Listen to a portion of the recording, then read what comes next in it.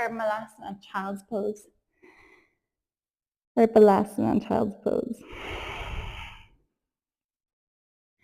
Take a full round of breath, releasing, slowing down the body.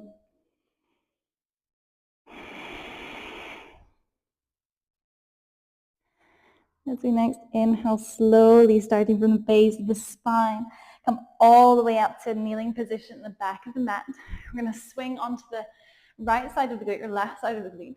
Swing the legs all the way forwards. We're going to go for a little fold, so you can shift your way to the front of your mat. We're keeping a little bit of flex here in the toes. You can always bring a bend into the knees. We inhale to lift the hands up, and as we exhale, reaching the chest forwards, we're reaching towards the feet, but we can reach anywhere. So it can be ankles, legs, wherever you are. We want to let the head and shoulders relax and soften, letting the weight of the upper body come down to melt towards the lower body.